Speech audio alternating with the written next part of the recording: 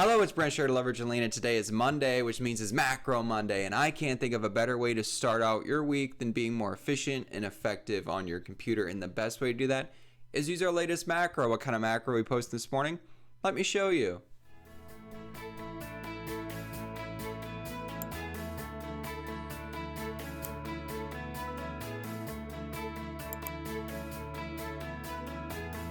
Alright, this is the macro we're dropping this morning. This is an Excel macro. This is the combination of three other macros where we're creating worksheets per filter value, then saving those worksheets as workbooks, and then pulling in those workbooks as email attachments to automatically create emails out of Excel. If you've used these macros individually before, you know this macro starts by filtering through a column, then identifying each unique value within that, and then creating a worksheet, pulling all that relevant information into those worksheets. And then the next macro that runs is taking those worksheets. We then create a workbook and save them by default to the same folder path of the active workbook. And then running the final macro, we're going to start creating emails and then pulling in those workbooks from that folder path into those emails. And simply by using the worksheet name in the VBA code, you can then identify specific email recipients to pull into those emails and really automate this entire process. And this is why this macro is so great. It shows you how powerful VBA can be when you don't just take macros individually to automate tasks, but you combine them together to automate an entire process. This saves you time. And time is valuable because it helps you create more value for your customers. And in this video, I'll show you the value stream map with this macro from a process perspective. So we can look at the waste that's eliminated by using this macro and also the value created. You can continue to find ways to continuously improve on this macro and in this process as a whole, and find more ways to provide more value for your customers. If you've yet to see this macro in action, go ahead and check out our See It in Action video here. As I continue to work our way down, we're into the code section. The code should look familiar. As I said before, this is the combination of three other existing macros. And if you've used them before, it's essentially all of them stacked on top of each other. Now, before we dive into the code, I do want to reference, if this is your first time using VBA, you do need to activate the Developer tab, update your macro security, and set up references for Leverage and Lean macros. And this takes no time at all. Let me show you by navigating to Excel. You can jump up to Customize Quick Access Toolbar, jump into More Commands, and then Customize Ribbon. Within Customize Ribbon, you can see over in this main tab section, the Developer tab is uncheckmarked. You can checkmark that and click OK. And then you'll see the Developer tab is enabled. You can then navigate over to it and Macro Security. Within macro security, you'll see all of macros are disabled without notification. You can enable them, which is not recommended because potentially dangerous code could run. And the likelihood of that happening is if you're taking VBA code and blindly putting it in Visual Basic and running it. This is not recommended. That's where you're going to run into problems. But in these videos, I show you the code, I walk through it, I show you the See It in Action videos so you are comfortable and know exactly what it is going to do. So now we can jump into Visual Basic, and in Visual Basic, you're going to navigate over to Tools and then References. And these are the only available references that should be checkmarked. These should be checkmarked by default in Excel, but that is all you need to run this macro.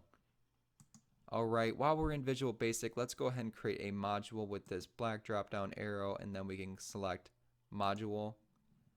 And this is where we're going to be pasting the code. You can simply navigate back over to Leverage and Lean. And then in between the code lines and physical code itself, you can go ahead and double click and copy. You can see all of the code that has been copied by doing that. You can navigate back into Visual Basic and then paste this in. All right, here is all of the code. And one thing I want to do is I want to remove the message boxes that I show you in the See It in Action video. The message boxes actually identify when each macro has been complete, and what you can do is at the point of these message boxes, you can simply make them a comment or completely remove this code line so they no longer appear. It is nice to have them appear maybe initially to really see which macro has been completed so you know how far the code is along, but after some time when you get really comfortable with this one, you just want to remove them. It's just additional clicks that you don't need to be making. So once that is done, we'll go ahead and save Visual Basic and then exit. All right, the next thing we're going to do is we're going to create a custom button to run this macro. You can navigate back up to Customize Quick Access Toolbar, head into More Commands, back to Customize Ribbon, and then what we're going to do with the Home tab selected, create a new tab, and then we're going to go ahead and name this tab Macros. And then you can select the custom group. You can name the custom group or just remove the name like I like to do.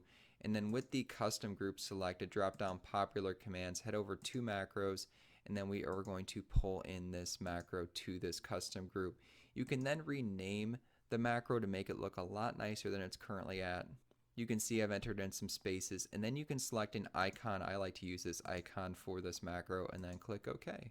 So you'll see you'll have a new custom macros tab and a custom button to run this macro. Now before we run this macro, let me walk you through what it's going to do. We're going to select column D, and within column D there are unique values that we're interested in creating workbooks for.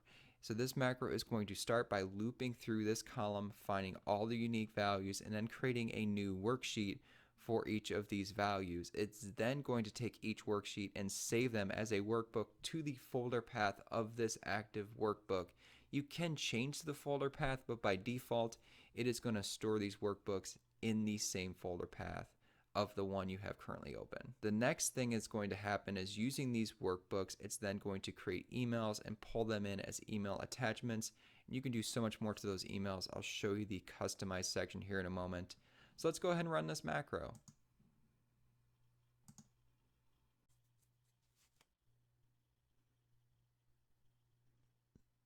And there you go. You see all the emails get created here, which means the macro has been finished. We can navigate backwards to see that we have all these workbooks that were created in the folder path of the active workbook. And then looking at the workbook itself, you'll see there are now worksheets per filter value identified in column D. Now I've called this out before, but let's say by accident you ran this macro, you had column H selected, you would get an input box saying which column do you want to select. You could then simply enter in 4, which equals D, and just think of the columns as numbers, A being 1, B being 2, C being 3, to then identify the appropriate column to kickstart this macro. Now I did jump ahead. This macro can take some lag time depending on how fast your computer is running, which is why the message boxes may seem nice for a period of time to know what step you're at along the way because your screen is not updating. But if you feel comfortable, remove those so you can just simply let this macro run as fast as it possibly can. So within the emails, you can do some more customizing. Let me show you more here. So this is the marketing email. It pulls in the marketing workbook as an email attachment. You can use the marketing worksheet name in the code to identify the email recipients. You can customize the email subject. You can customize the email body, and then simply just click send to get this email out to the marketing team. And let me show you more of the customized section on the Leverage and Lead website. Just by navigating down to the customized section, you can update the folder path. You can then look through some of these other customizable things you can do, very similar to each individual macro page for this. You can actually even automatically send the emails just by updating the code line 140 if you really feel confident and comfortable that you're getting the right recipients in and this macro is working exactly the way you want. Alright, so the next thing I want to do in this video is jump to the value stream map and really look at this from a process perspective, so stay tuned.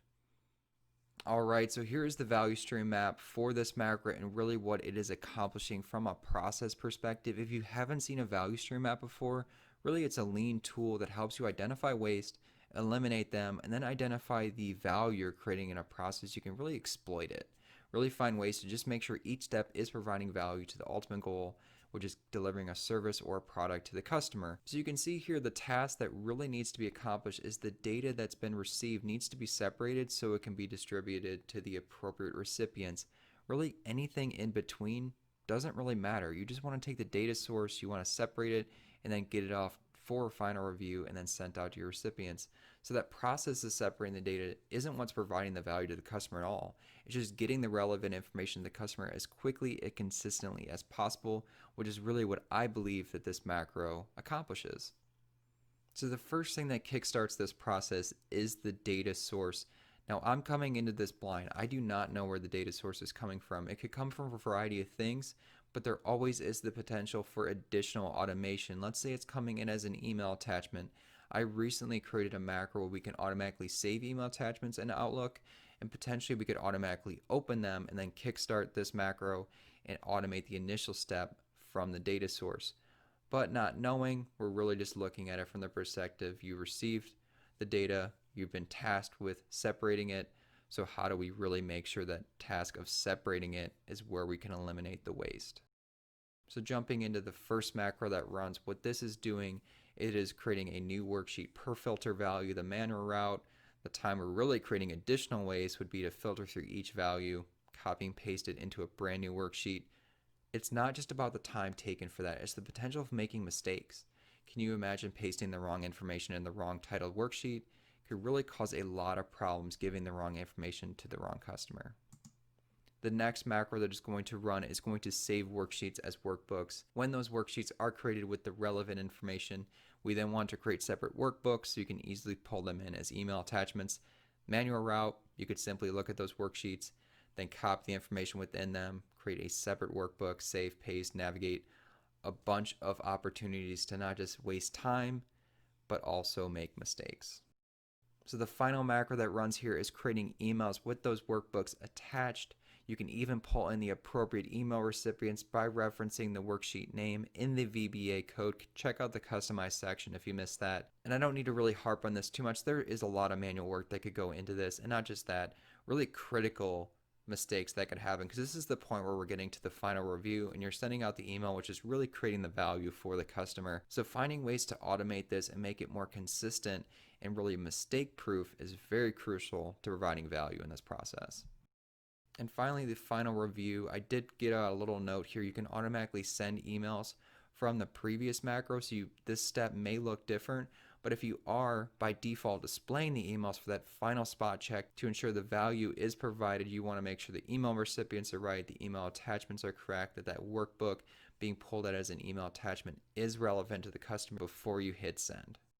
So let's take a look again at this process. We're really going straight from the data source, jumping straight over to the final review, and then eliminating all of that waste in between, which is the separation of data. And this is how you achieve less clicks and more results. Thank you so much for taking time to view this video. I really do appreciate it. If you want to start using the macros seen in the video, I have a link in the description. If you could do me another big favor, please subscribe to my YouTube channel, stay updated on any new videos that I'm posting, like us, follow us on all of our other social media channels, and as always, stay awesome.